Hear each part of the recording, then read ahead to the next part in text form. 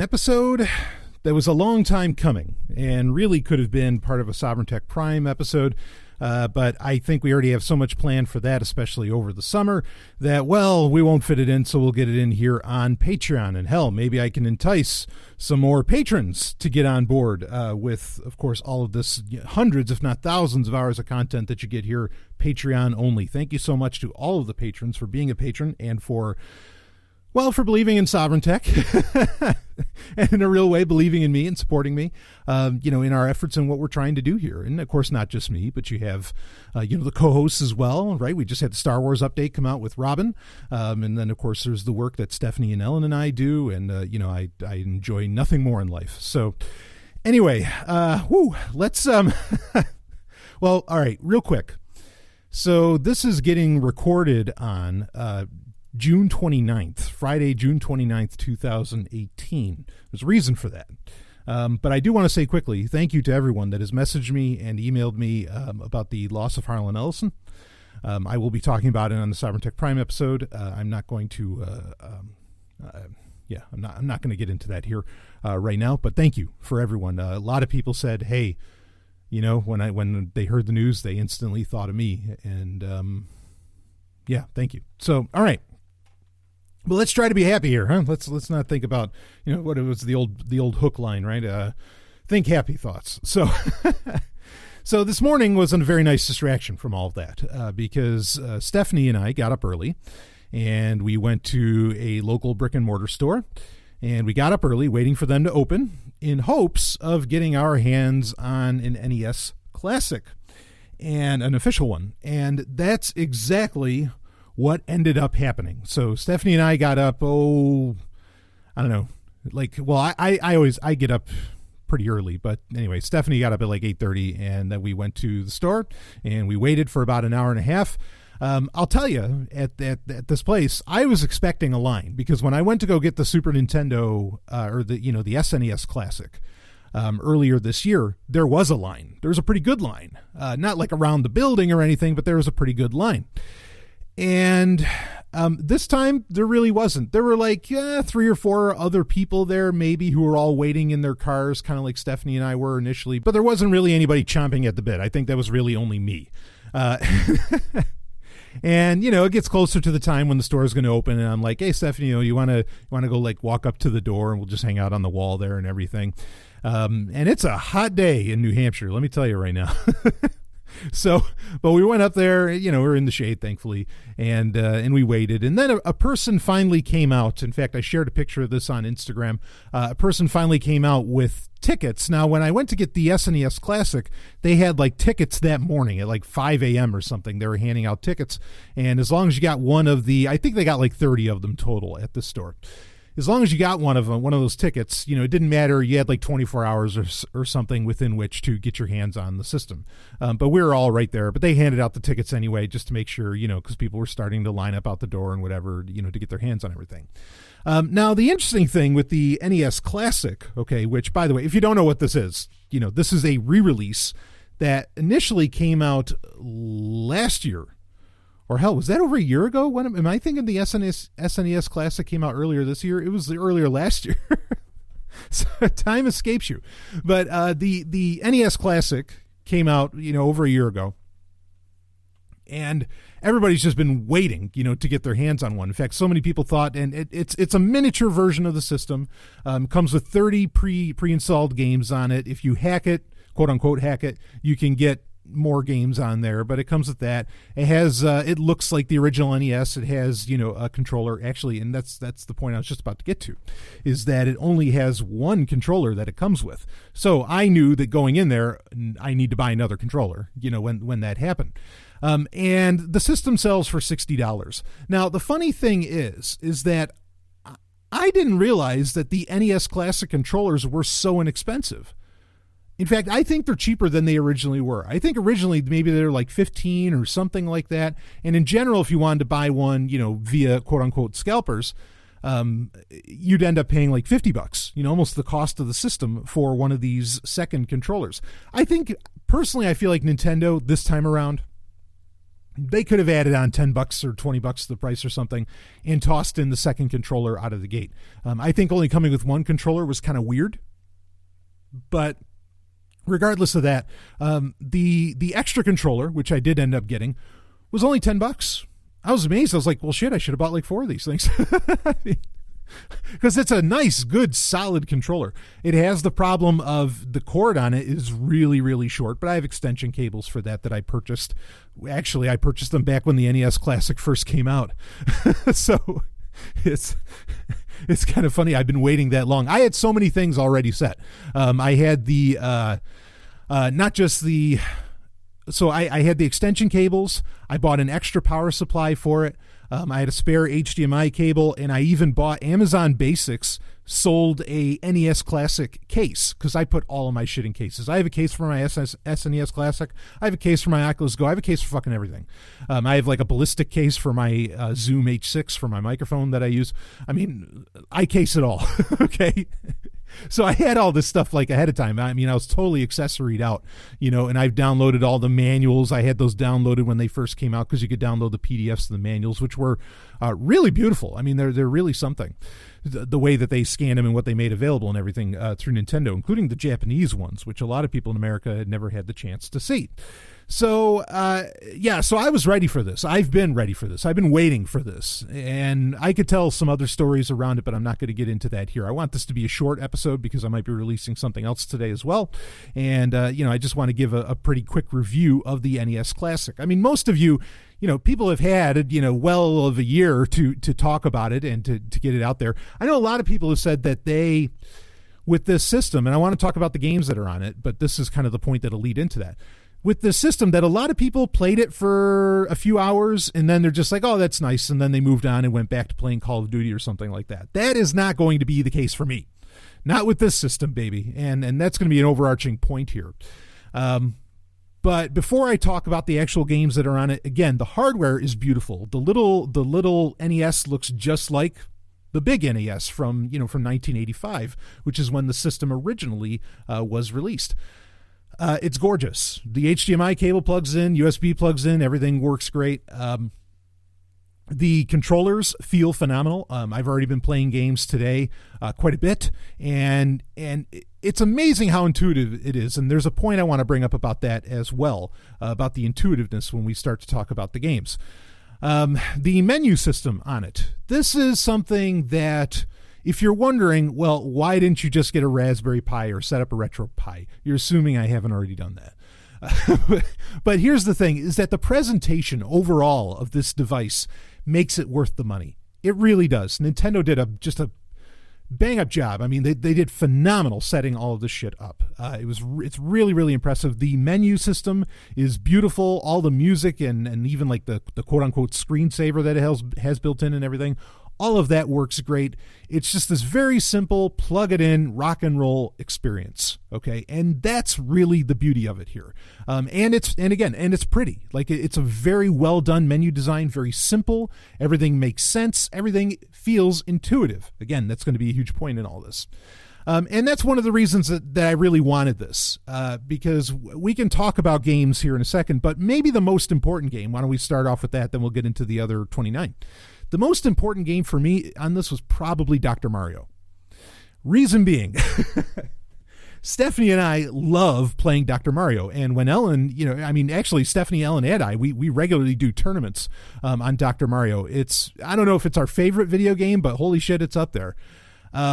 And playing Dr. Mario is reason enough really to own this, and reason enough to, usually when I want to play Dr. Mario, I have to connect my computer, one of my laptops, through the HDMI. Then I break out my X90, Hyperkin controllers and everything. And, it takes a few minutes to make it happen. As to where with these classic controllers, again, this is the beauty of them. You plug it in, boom, and you just go, and you have, those great options. And there's a beauty in the select few games that you get. There's a beauty in having that.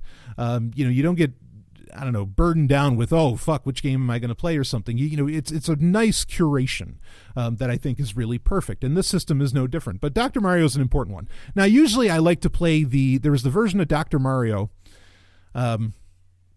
And actually, my workaround for this, I might end up doing in the future.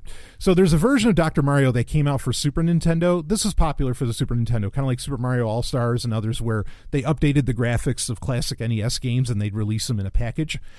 So you had Dr. Mario and Tetris come together as a game, and there's another game on that cartridge as well. But regardless, and it's like the graphics are updated, the sound is better, and all this stuff. And usually we play with that. The problem with that version, with the Super Nintendo version of Dr. Mario that comes with Tetris, is that you don't, when you get to the higher levels, like when you get to level 20, 21 or whatever, like the cutscenes have been taken out of the game for the Super Nintendo version. So when you really start, I'm one of those guys that's gotten into the higher 20 levels, which very few people have ever done, frankly. And you don't get the payoff with the Super Nintendo version that you do with the original NES version. So I still think the NES version of the game is the best. And it instant. I mean, yes, it's a play on nostalgia. You better believe it. But it was a great time. So fuck it if it's nostalgia. If it was fun, it was fun. Happiness is happiness, folks. I don't care. What slices it. And I remember some late nights. Turning on Dr. Mario and hearing that music.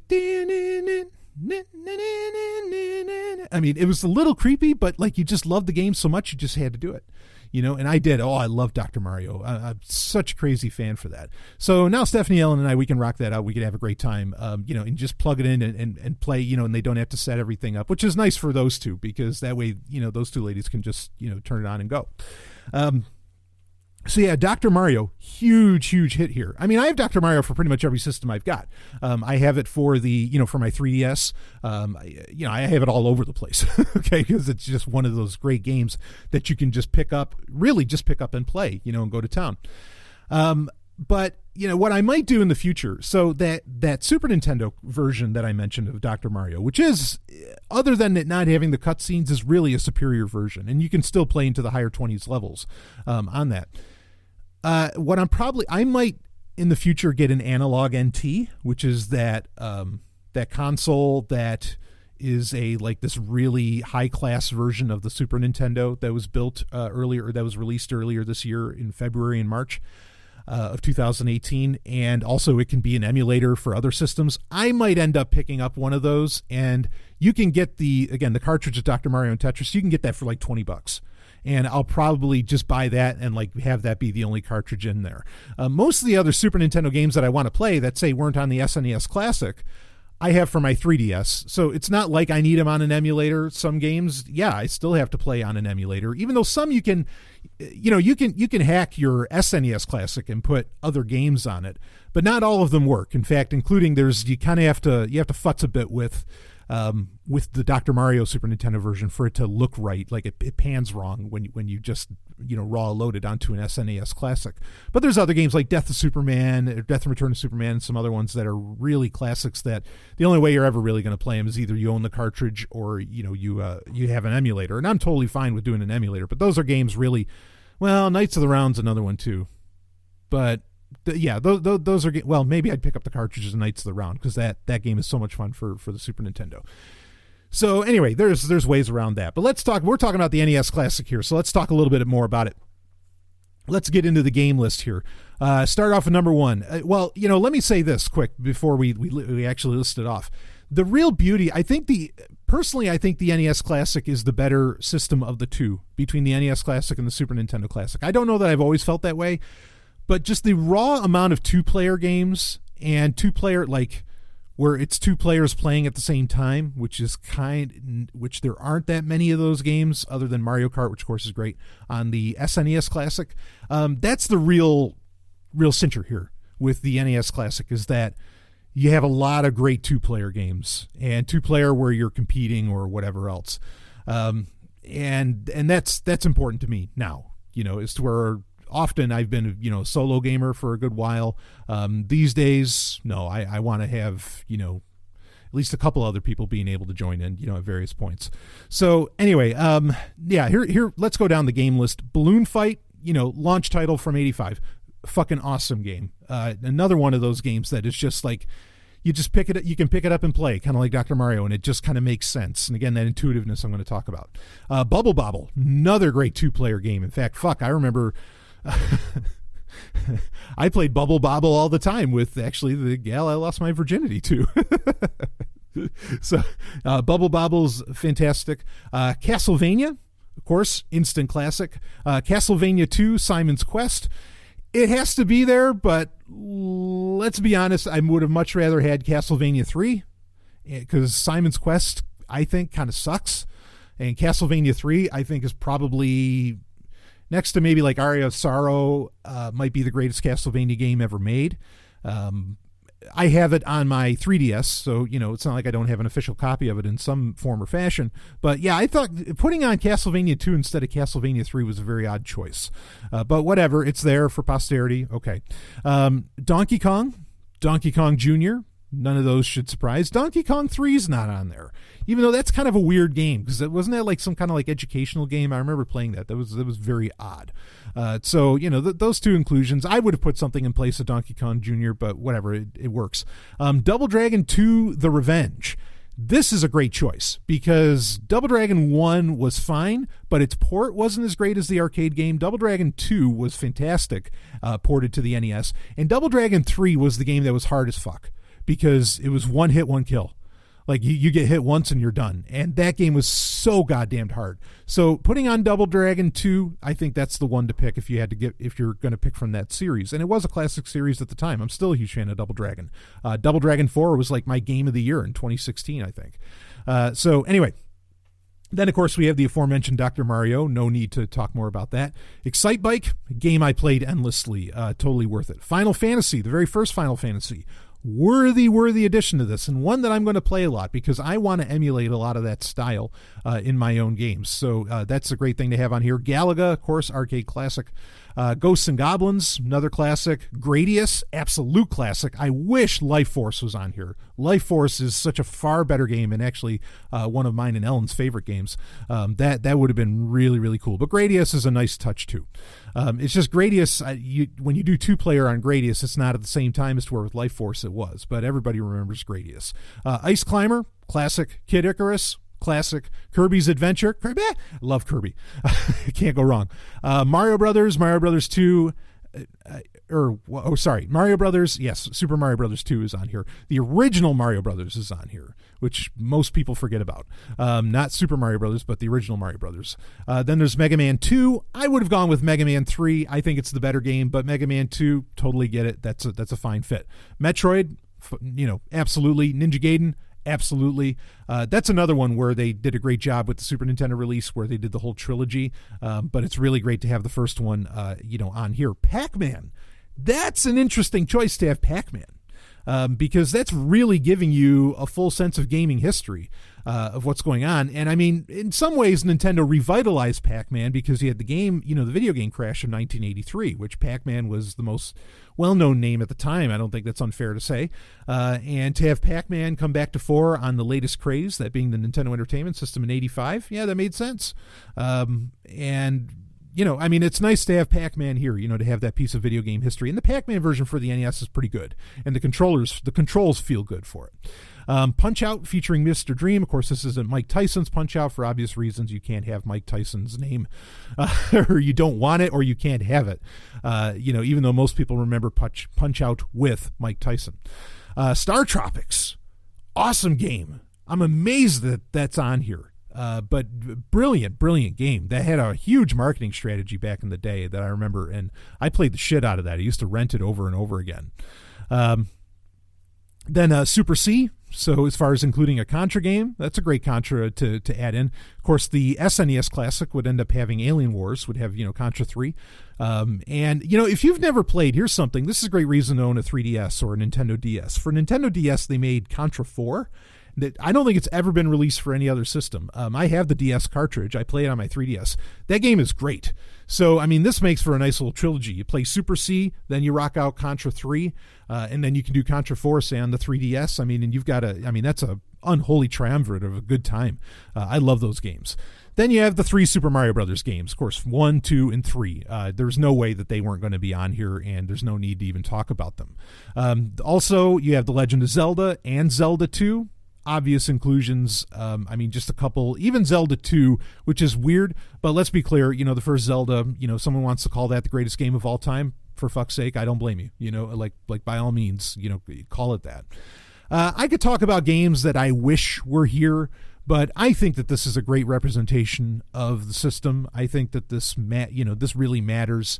These are the games that, yes, you want to play that are on here. There is one more that I didn't mention that I think is really, if it wasn't on the list, it probably would have been the first one I'd think of. Now, I'm not much of a sports fan exactly, but Tecmo Bowl. Tecmo Bowl is absolute classic. I mean, like, this game, whether you're a football fan or not, like, you played the shit out of this game because it just seemed, I mean, you know, in an abstract sense, you almost felt like you were commanding an army with it, right? This game's so popular. They still, in fact, I covered it on Game Talks in the past on Sovereign Tech Prime episodes. They still make like updated versions of Tecmo Bowl to where you could play it in an NES emulator. Like, there's Tecmo Bowl 2015, and they keep adding in new rosters and everything. I mean, it's really impressive. I mean, that's how much people love this game, and I can't imagine it was exactly easy to get the licensing for that because that's not a Nintendo first party title. But I think the system does well to have it, even if it is just for nostalgia. Ice hockey I would have had on there as well. Like the sports games for the NES, some of those were really brilliant. Blades of Steel, where you could actually get in fights with the other hockey players. I mean, I remember thinking, holy shit, that was nuts. Like, that was so cool that you could do that. Mule is another one that I would have had on there. Pro Wrestling I would have put on there, which was a launch title. There's a few others I could think of that I really wish were on there to play. But as far as ones I think that still hold up and that you can pick up and play today and are just as addictive, I think they made the right choices. I think they made the right call. I don't think ice hockey plays as well as like Tecmo Bowl. Tecmo Bowl just has like a certain magic to it. Like I said, I'm not really a football fan, but that game is just so much fucking fun, and it was so wild for its day. It's hard to believe. I mean, yeah, there's other, like, I would have loved the first Batman game to be on there. It's really hard to, there was a time where the NES was in many ways like the only, no pun intended, the only game in town. Okay, where it was the system that you dealt with, and that was out there, and that if you wanted to make a game that you made it for, it was it. I mean, I love Sega, I love the Master System and all that, but let's be clear, the NES was the stuff at the time, up until Nintendo created its own competition with the Game Boy. It's amazing to consider, like, when you look at the game list on this, and then you think about all the other games you played at the time. It's remarkable how many games there were for the Nintendo, which is supposed to be a kid's system, and certainly it feels like one with a lot of the choices you have on this on the NES Classic. It's hard it's amazing to remember that there were a lot of video games on the NES that were based off of rated R movies. I mean, there really were. I don't think the first Batman was rated R. But yeah, Angry Video Game Nerd recently did a review Dirty Harry. You had Narc. I mean, you had a bunch of these other ones. I mean, like, this was Super C maybe would count as something that could have been based off of a rated R movie. I mean, there was the game Rambo. I remember that. But it's incredible to think about that, because for so long Nintendo would be known as a system that was clean and didn't have all the violence or the crudeness or crassness or whatever.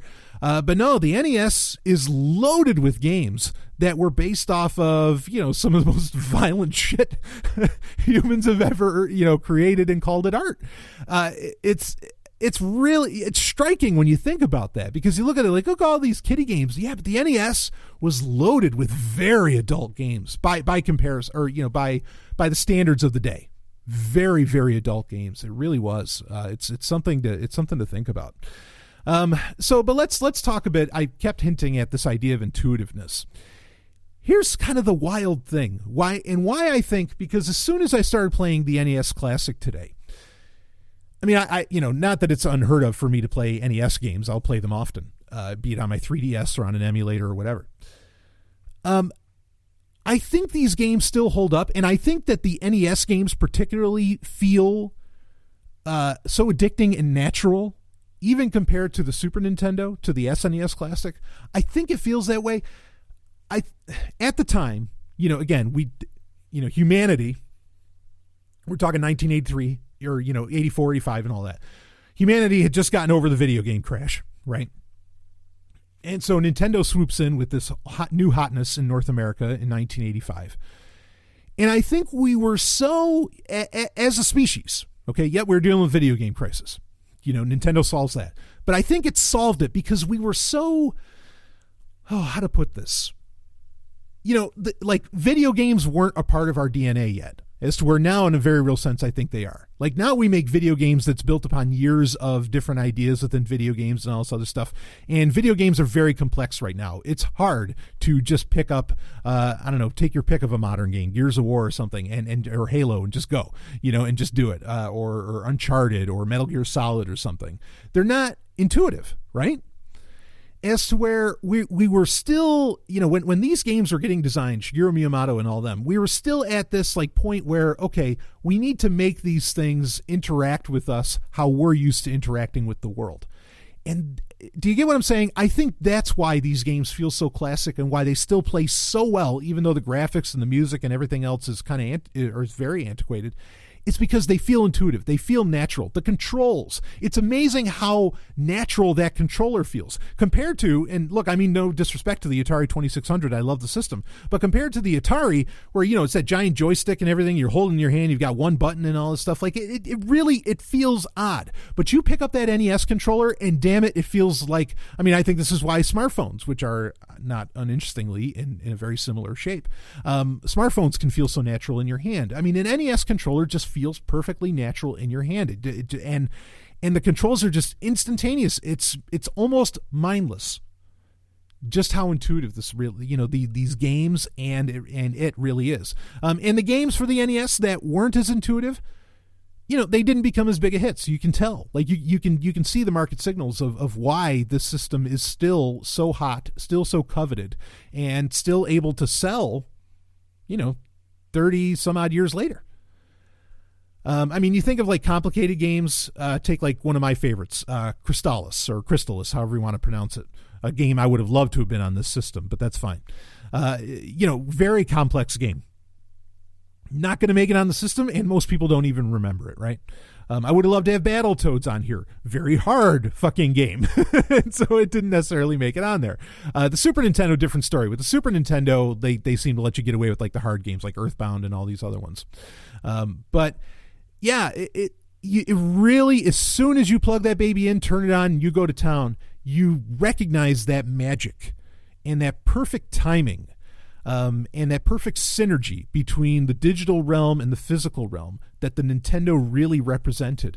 And it's because it was so early, because it was first. And they did so much right with the system, and you can't help but notice it, even with the NES Classic, just how right it is, how much fun it is, everything is just instant. A lot of it, set standards for the video game industry, no doubt. And so there's something to be said for that. But at the same time, it does just feel right. And you can have somebody that's never played the system before, and they are just instantly hooked, when they start playing it. As long as somebody's actually wants to play video games. And you get some tremendous storylines in this stuff. Zelda had a cool storyline. Final Fantasy was kind of basic, but it had a cool storyline. I sort of wish some of the Dragon Warrior games were on here too, but whatever. And I know I could hack it and add them, but regardless, there's other. Star Tropics had a very weird story, but really, really cool. There's so much to love on this. This is if I guess maybe this is the most important question, and this will probably be true for any system that any classic system of these mini retro consoles that are coming out, that ends up coming out. If I had to choose one, which one would I go with? I think I'd say the NES Classic. Especially if I'm going to play with other people. If it's just me alone on an island, yeah, I'd probably go with the Super Nintendo. But if I'm allowed to have other people with me, I got to go with the NES Classic as far as the system that I'm going to rock for for the rest of time, as it were. Just a badass little system. I'm very, very impressed. If you haven't picked one up, go ahead and pick one up. I think that they're going to be readily available. Again, where I was, there was no line. There were plenty of systems to get your hands on, and a lot of different stores, Walmart, Best Buy, GameStop, whoever has them. I think they were selling them in the middle of the night of the 29th, as in like 1 a.m. on the 29th. and so on. So you should be able to get it now. But yeah, I definitely recommend picking it up. These games feel great. They still play timeless. I'm going to be playing this a lot, and I know I'm not going to be the only one. Stephanie and Ellen are going to rock it. I mean, it's going to be a great time. So really, really excited about this. So go pick up an NES Classic. It has my highest marks. If there's a 10 out of 10 rating, it instantly get a 10 out of 10. I have no complaints. Yeah, I'd like some other games on there, but I get it. I understand, and the choices other than Simon's Quest and maybe Donkey Kong Jr. aren't really questionable at all. And it's a perfect little system and well worth the money. And make sure you pick up a second controller while you're out there. So, all right, that's it for this little episode. Just wanted to do something fun. I will see all of you on the other side.